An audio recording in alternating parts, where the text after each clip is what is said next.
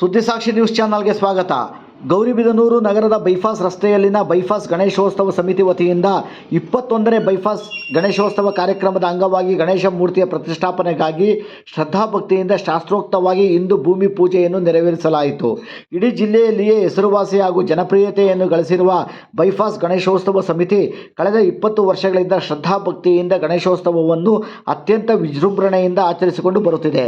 ಪ್ರತಿ ವರ್ಷದಂತೆ ಈ ವರ್ಷವೂ ಪರಿಸರ ಸ್ನೇಹಿ 16 ಅಡಿಗಳ ಎತ್ತರದ ಗಣೇಶ ಮೂರ್ತಿಯನ್ನು ಪ್ರತಿಷ್ಠಾಪಿಸಿ 16 ದಿನಗಳ ಕಾಲ ಪ್ರತಿದಿನವೂ ಧಾರ್ಮಿಕ ಪೂಜಾ ಕಾರ್ಯಕ್ರಮಗಳ ಜೊತೆಗೆ ದೇಶಪ್ರೇಮ, ಧರ್ಮ ಜಾಗೃತಿ ಮೂಡಿಸುವ ಕಾರ್ಯಕ್ರಮಗಳನ್ನು ಏರ್ಪಡಿಸಲಾಗುತ್ತದೆ ಎಂದು ತಿಳಿಸಿರುವ ಬೈಪಾಸ್ ಗಣೇಶೋತ್ಸವ ಸಮಿತಿಯವರು, ಗಣೇಶೋತ್ಸವ ವಿಸರ್ಜನೆ ದಿನ ಎಂದಿನಂತೆ ರಾಜ್ಯದ ವಿವಿಧ ಭಾಗಗಳಿಂದ ಕಲಾ ತಂಡಗಳು ಮೆರವಣಿಗೆಯಲ್ಲಿ ಭಾಗವಹಿಸುತ್ತಿವೆ.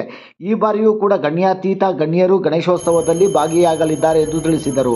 ಗಣೇಶ ಮೂರ್ತಿ ಪ್ರತಿಷ್ಠಾಪನೆಯ ಭೂಮಿ ಪೂಜೆಯಲ್ಲಿ ಬಿಜೆಪಿ ಪಕ್ಷದ ಗ್ರಾಮಾಂತರ ಮಂಡಲ ಅಧ್ಯಕ್ಷರಾದ ರಮೇಶ್ ರಾವ್, ಎಬಿವಿಪಿ ಚಂದ್ರಣ್ಣ, ವೇಣುಮಾಧವ್, ಬೈಪಾಸ್ ಗಣೇಶೋತ್ಸವ ಸಮಿತಿಯ ಬೈಪಾಸ್ ರವಿ, ಶಿವಾರೆಡ್ಡಿ, ಜಗದೀಶ್, ಶ್ರೀಧರ್, ಶಿವಕುಮಾರ್, ಬಾಲಕೃಷ್ಣ, ಅನಿಲ್, ರಾಮು, ಗಂಗರಾಜು, ಶರತ್ ಕುಮಾರ್, ದಯಾನಂದ, ಲಕ್ಷ್ಮೀಪತಿ ಹಾಗೂ ಇನ್ನಿತರರು ಪೂಜಾ ಕಾರ್ಯಕ್ರಮದಲ್ಲಿ ಭಾಗವಹಿಸಿದ್ದರು.